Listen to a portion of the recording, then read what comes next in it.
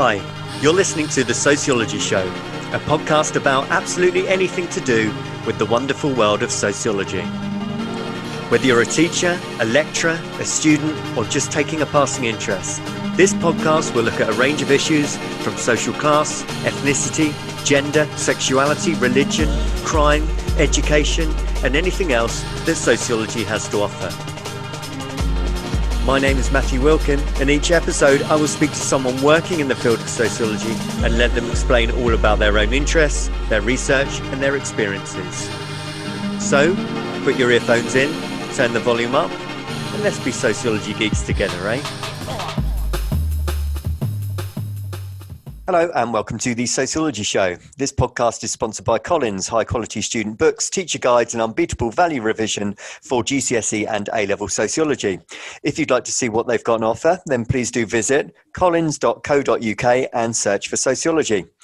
You can also look up what Tutor to You have got on offer. The Sociology Show podcast is brought to you in association with Tutor to You Sociology, the exam performance specialist for A-level and GCSE sociology students and teachers. You can visit tutortoyou.net/sociology, and there you can pick up revision guides, flashcards, revision videos, and everything else that you need for your A-level or GCSE sociology studies.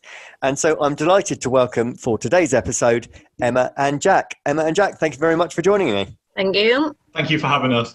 Thank you. So I always start by asking people to introduce themselves, tell us a little bit about who you are and what you do. So over to you, Emma. Do you want to go first? Yeah, I'll go first. So, hi, I'm Emma Duffy. I'm currently a master's student at the University of Sunderland. I'm completing my master's in inequality and diversity. Just graduated from a sociology degree with an integrated foundation year. And we're here today actually to talk about a platform we've created called Sociology North. It's been created within the uni, and just to go, we're in our first year of it, and it was just to talk about that a little bit more. Thank you. Jack, tell us about yourself. Thanks, Matthew. Quite like Emma, so I am currently studying the MSc Inequality and Society at the University of Sunderland. I did do sociology at undergraduate level as well, and it's something that I've kind of always sort of had an interest in, and it's just great to kind of come back at a postgraduate level and be able to do it. And since being on the postgraduate programme, I've become more involved in Sociology North, kind of more passionate about what it is, what it stands for, and being really kind of getting stuck in from a kind of organisational and community perspective in Sociology North. So it's a really exciting project, and it's been really, really great to have that running coterminously with the master's programme that we're on. Brilliant, thank you. Before we get stuck into Sociology North, I feel like I've got a little bit of a bond with the University of Sunderland. I've had many of your colleagues and professors and doctors coming on to talk. So it's fantastic to have you both on. Actually, thank you. Thank you. Yeah, I think we kind of do sort of follow in the footsteps of some really, really great people at the university, and it probably sort of shows the level of kind of talent that me and Emma kind of draw from in that sense. So we're very much inspired by the people that we come across, Yeah. I was just about to say, I think we're very much influenced by them people as well, and it's really important to just suggest now and note that the University of Sunderland and the lecturers and doctors that I've came in contact with has always really persuaded us to use sociology outside of the university, and it wasn't just, and I think that's one of the most valuable things I got as a student. It's not just about, turning up to a lecture and learning what you need to learn and then completing your assessment and then just have that be done. It was a lot more about noticing it in everyday life and how you can contribute in everyday life. So, I mean, it was Dr. Wendy Pod, who you've actually had on the show, that told us about yourself. And I thought, do you think this is something that we could do? And we were never discouraged or made to feel that we weren't capable of doing it whatsoever. Yeah. No, I really wanted just to big up the university because it really is going places. And I know Drew Dalton as well has talked from the university as well about the diversity of courses, and you're offering just something a little bit different there, aren't you? Yeah, definitely. Do you know what, Matthew? Yeah, I totally agree. We really are. And the interesting thing there is just drawing on what Emma said about, I think the inspiration that people have really kind of instilled in us is that that the people that we come across, people like Drew Dalton and Wendy Pod and others as well, have a real genuine kind of not only interest, I think, but affection for the subjects that they teach. And they've been very, very good to us in terms of really instilling that idea. And I suppose it's where Sociology North comes from, of the sociological imagination. They're very, very big on that. They always encourage us to go out and do different things and to, in a sense, put that sociology in a way into practice. So, they've always been a really great encouragement to us and just a massive, massive inspiration. Fantastic to hear. Fantastic to hear. Okay, should we get stuck into it? So, Sociology North, do you want to tell us right from the very basics what it's all about, how it began and where it's going? Yeah. So we've begun to call it a little bit of a happy accident, if I'm honest. And it was something that I do have to stress that we weren't necessarily a homogenous group to start with. We were very much just a bunch of students who were continuing to feel kind of frustrated in university. And I know I had Wendy for some lectures and I would drive her crazy because I would learn things in social problems modules or social policy modules. And I was like, yeah, but Wendy, what can we do about this? We're getting all this information and we're finally being enlightened to what's really going on and how the system works. And I felt like I really wanted to do something about it. So for instance, my kind of passion in it all was, I used to always say to Wendy, why is this the first time that I'm hearing this? Why is this the first time as a first year student am I understanding what the left wing and the right wing is? And I can't speak on behalf of everybody, but the education system that I grew up in, I didn't know them things. I didn't necessarily know what capitalism really meant or what poverty really was. And I remember thinking and feeling really passionate about how am I allowed to vote, yet I haven't been equipped to understand society, how it is. So the passion was, to me, I was like, we need to take this into schools. I really want to create a mini social problems module to take into schools. And Wendy was instantly, really interested, and she was like, that's a great idea. And there was other things, and I know Jack has his own passion. There was other now members who weren't members at the time, who were all just individual students, had their little passions or little fires burning that they really wanted to tackle. So eventually, why I say it's a happy accident is because Wendy was looking at ways to advertise sociology in the University of Sunderland. And she kind of saw the need for a platform for students, because alone with, if we think about social and cultural capitalism, I didn't feel empowered enough to actually really do that and go into schools and be like, hi, I'm Emma, can I teach this to the children? So it had to be a lot more professional than that. And so we created this kind of platform through just kind of mindless chit-chatter in some instances almost. And then we're seeing, and there was myself, Josh Sessa, which is another member, and Wendy seeing the Vice Chancellor's fund.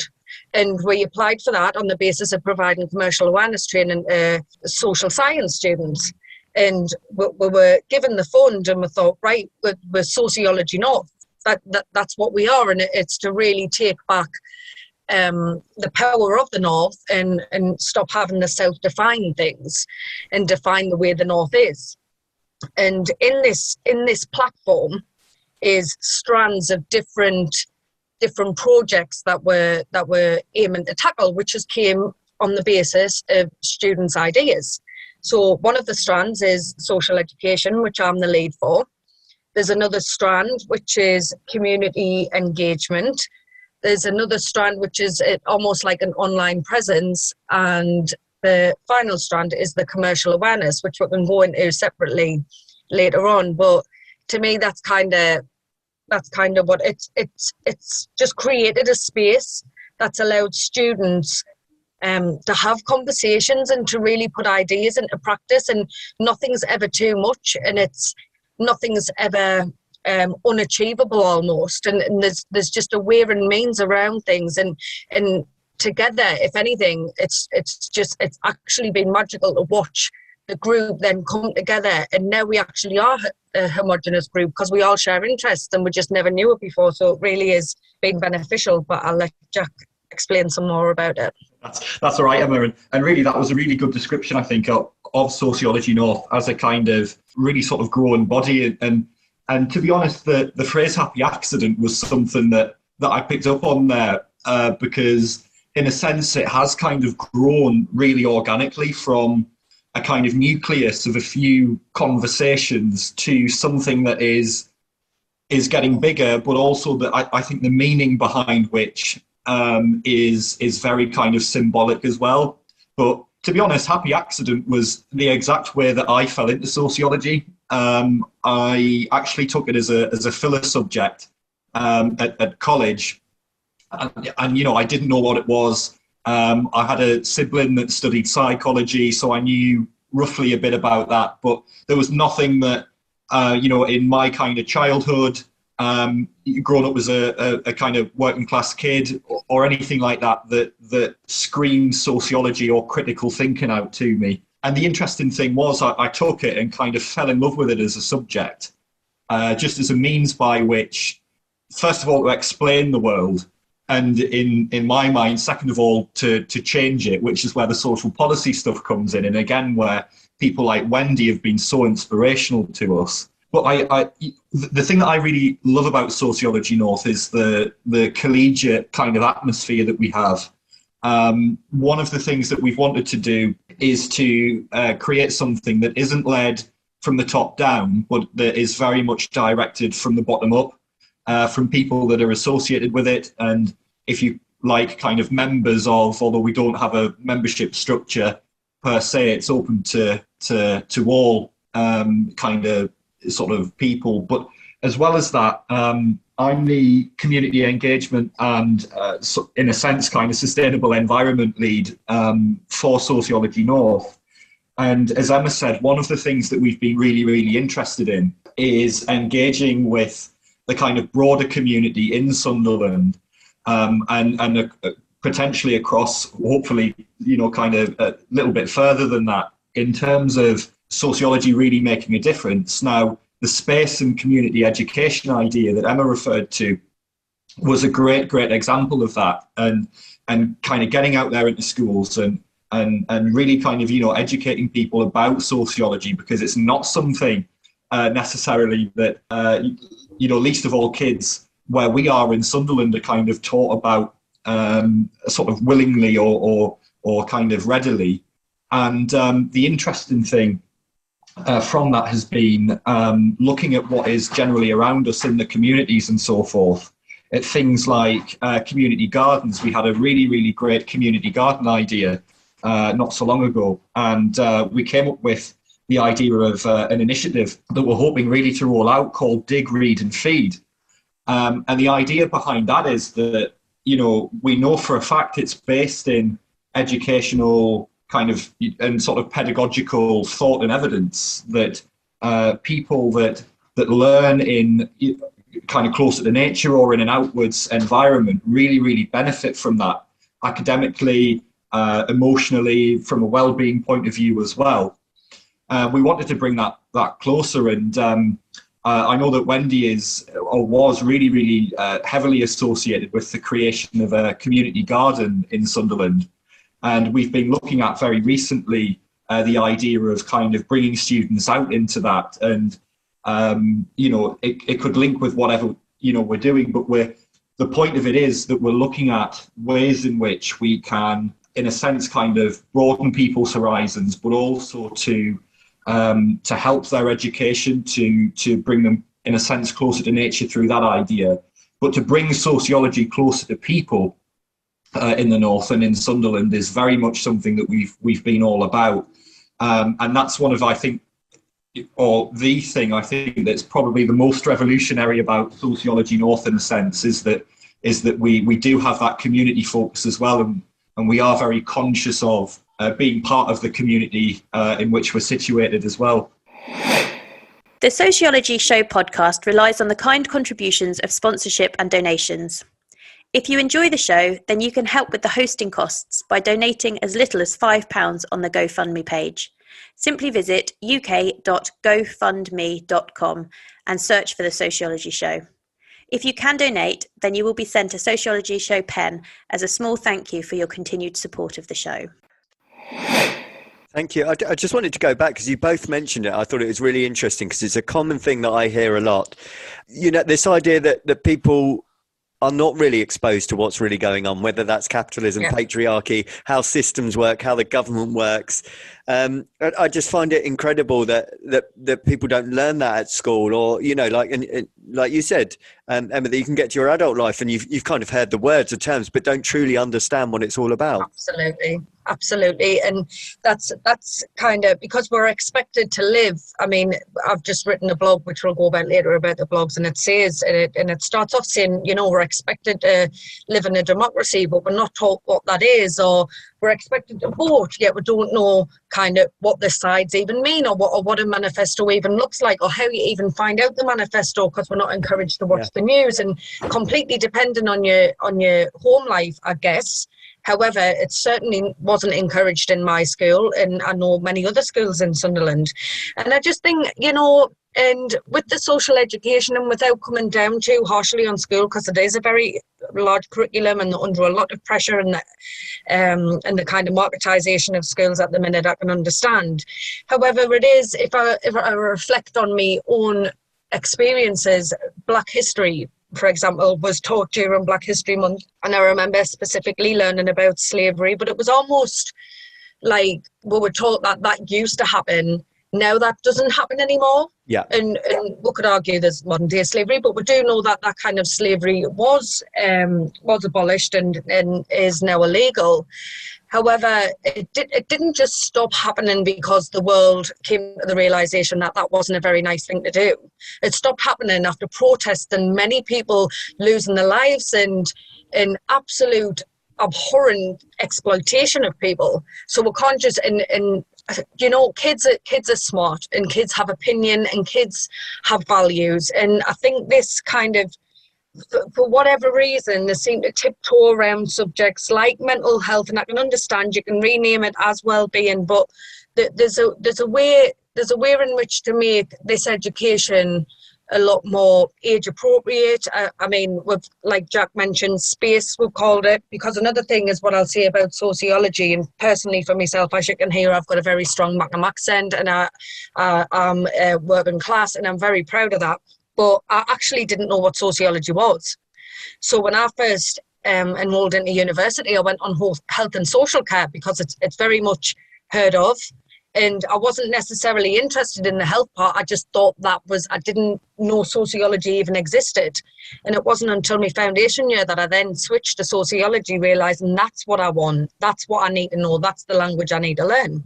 So we've really tried throughout Sociology North to make it as approachable as possible, because it's not just an ology, you know. And something I always say when we have our meetings is everybody does sociology, they just don't know they do. So if you ever have a cup of tea with your friend and you're talking about Boris's number 10 Downing Street parties, you know, you're doing sociology. You're talking about how social policy doesn't match up with actual practice, what's going on, or you're talking about how the budget cuts in the NHS, that is doing sociology. But because that's not commonly known, that's where we, as Sociology North, kind of want to bridge the gap. So if we create something called SPACE, for example, that goes into school, which is social participation and community engagement, and we've already spoke about, you know, kind of lesson overviews and what they would look like. And I just think there's a way and mean of doing it with children. I absolutely don't want to overload them with really heavy things,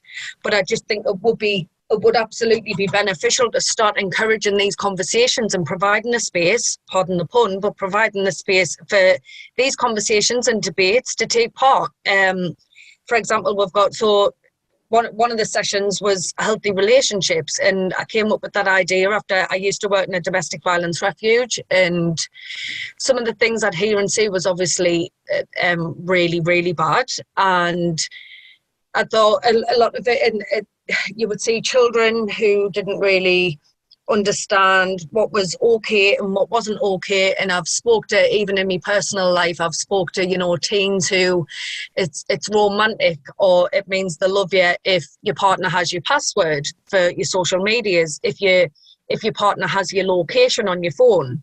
And to me, it just really, it hit home, and I was like, that is not healthy. And if 12-year-olds and 13, and it's quite worrying to think that that's known as, oh, well, I love you. And I know that there's an absolute comparison into full-blown domestic violence, but it's where does it start, and how do we think that that's okay to be monitored? Another session would be called Rights and Responsibilities, and it's really allowing children to gain the knowledge and understand what the rights are. And, we hear something about human rights, but I can't remember ever being taught the articles and why they're there and how they came about in the first place. That wasn't something, again, that was just accidentally once given to us. These things has been granted over fights. And then you could argue that these is even abused slightly. And you could see how, you could stand up for the rights, and just social inequalities and discrimination. Again, it's so you can learn about discrimination, absolutely, and you can learn about racist terms and sexist terms, but just because you're taught not to use them terms, obviously the social construction of race and gender and disability and everything else, it's embedded in a way someone thinks. So regardless whether you're using them terms or not, it doesn't mean that you automatically treat people equally. So I think it's just really getting to the bottom of some of these things, and really starting from the beginning with our children in the North, and I'd love to do it everywhere, and really understanding where all this came about, because it is a construction, and it's not just something that happens and then something you don't no longer do, or we shouldn't do that. And it's not being woke, or it's not being sociological about anything. It's just simply allowing our children to critically think, and that's massively discouraged, which to me was worrying. Yeah, and I totally agree with what you said about, children are smart. The idea that you have to start these things at 16 or 18 or older, I don't necessarily agree with that. I think you can start this much earlier, and younger people do have an interest in these areas and topics as well. Jack, yeah. Would you go with that too? Yes, Mathew, absolutely. As someone that works in schools as a supply teacher, actually, I would definitely agree with that. And we talk a lot in sociology, and especially about the sociology of education, and there's a huge lineage with that. I think particularly about Willis's study about why working class kids get working class jobs and so forth. But I think there's something there about the quality of education that's received by working class kids particularly, and also the systems that operate within that kind of overall structure that in a sense kind of shut people out from that critical thinking process. So to give you an example, there's been a lot said on the media recently about teachers, for example, that display opinions and so on. And we know that it helps a lot in sociology when you're learning, but also from a pedagogical perspective, to some degree, to be quite knowledgeable if, a teacher has a particular bias or something like that, because it can spark interest, it can spark discussion. You then build up that sociological imagination, and that's very, very important. So I think from that perspective, but also we have an education system that's fundamentally geared up towards either thrusting people towards the job sector, and that has a clear focus on employment. And for a lot of people, that may well kind of prove quite fruitful for them. I can tell you that for a lot of kids, particularly from a deprived background in education, the system tends to pass them from pillar to post. If you've got things going on at home, then that makes things sort of 10 times more difficult. You take it for an example. If you're a kid that is really, really tired from the night before because you've been working in the local kebab shop, and you rock on into school really, really late, and you've had nothing to eat for breakfast, are you going to be a kid that is, kind of rushing into school and really, really ready to think critically about something? And that's if you're given the opportunity to think critically about things. So I think that there are systemic issues with regards to this. And for me, kind of personally, I look at this and I'm always really, really reminded of Gramsci's theory of hegemony, and thinking about, yes, it's education, yes, it's what we're taught, and really, in a sense, we're not taught to think very critically, and there's a push back against that, actually. I think possibly you could argue because there's a concern about an educated population and a population that can think critically about society, can think critically about power. But also, I think broader issues. Emma mentioned things like the media, which is a huge institution in society. I think things like the political environment that we're in. Messages are put out there constantly, and they're very, very powerful. And what you are, in a sense, kind of trying to come up against is an entire system that perpetuates that certain people are meant for certain things and certain futures and certain subjects. And a lot of the time they're shut out from that. The amount of times I have seen, people that are perfectly capable of achieving really, really good things, brilliant things in their lives. They've got brilliant minds and really, really great interests, and sadly are let down by the system and put in different ways by the system, is very, very frustrating and disheartening for them.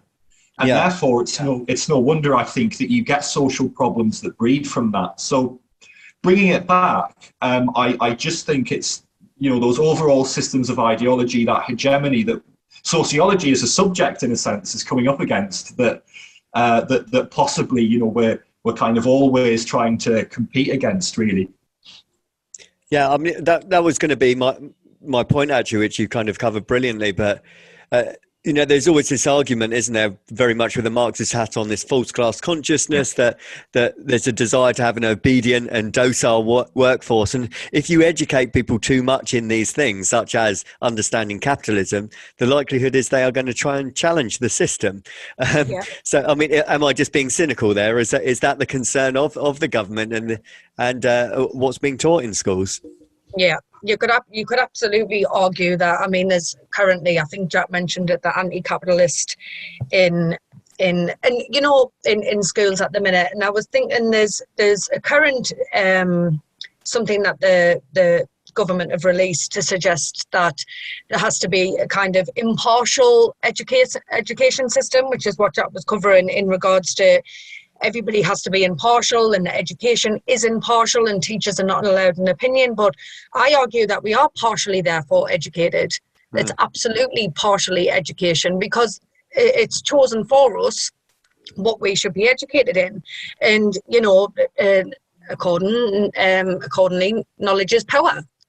Yet our education and our knowledge has been restricted. Therefore, is that our power being restricted? And that's something that's a thought that scares me quite often. And I believe that mine was absolutely restricted. And, considering to do sociology or social science, it's either an option choice at GCSE level, or you could do it in college, or you can do it in university, but it's not something compulsory. And I'm not necessarily suggesting that sociology should be a compulsory subject on the national curriculum by any stretch.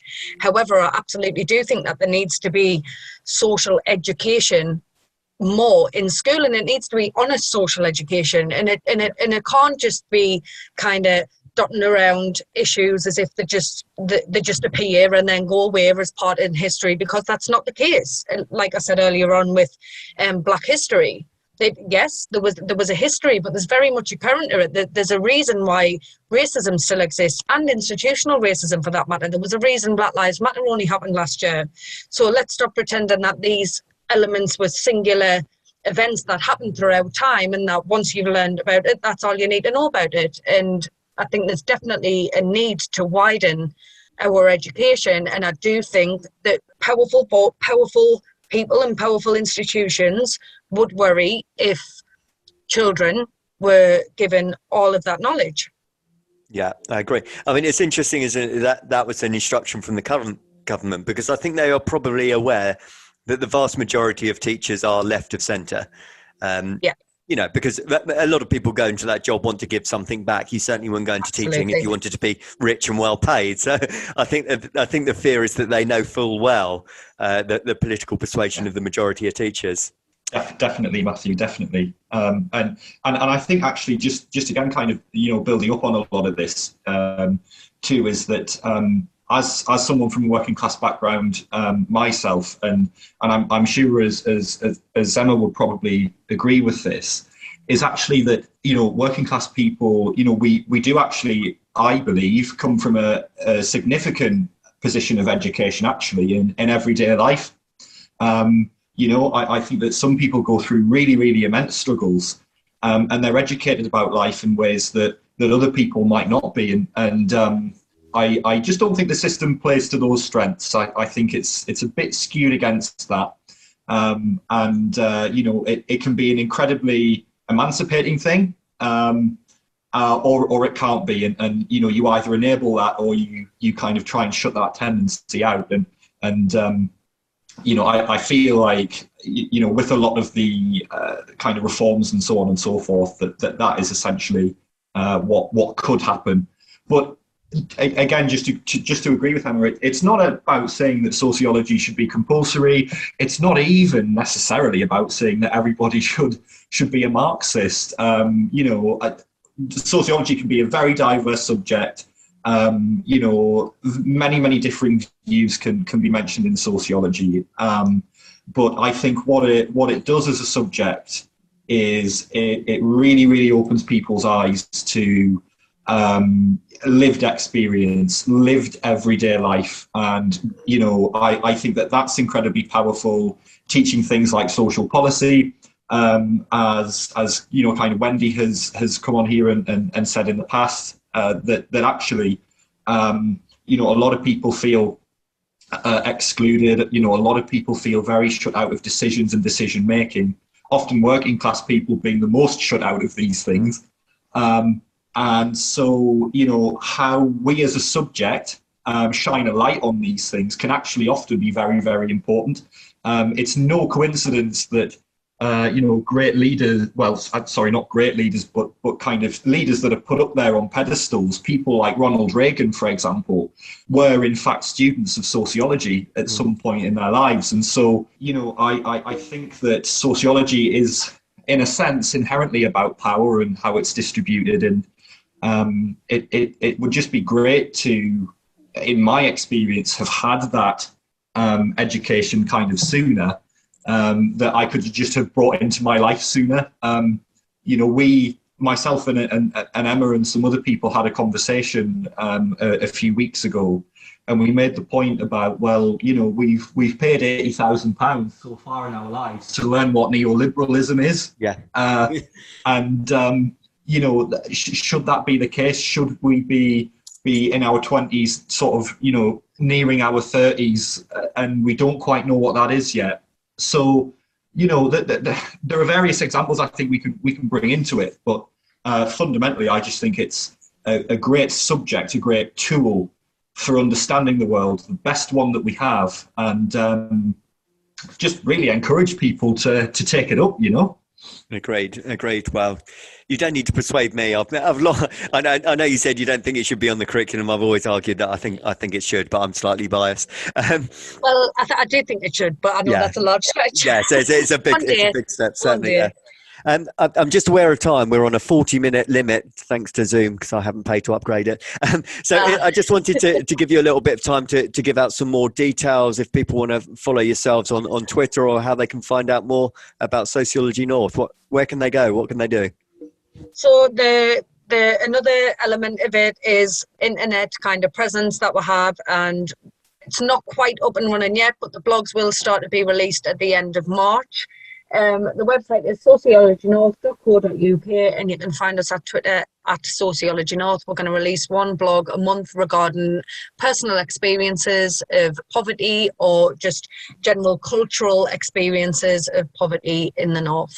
Absolutely. And just to reiterate, Mathew, what Emma just said there is that we do have an incredibly accessible kind of social media presence, and the account is quite responsive. So if anybody did have any questions about Sociology North, any queries, any ideas, potentially if anybody wanted to do to kind of link in with what we were doing or find out more, we're absolutely kind of welcome to that kind of cross working and kind of element, because what we really want to do is to kind of put people's lived experience, put people's kind of habitus, in a sense, really at center stage with what we're doing, which is why the blogs are so important, which is why the kind of message of Sociology North, I think, is becoming quite crucial, especially because the North,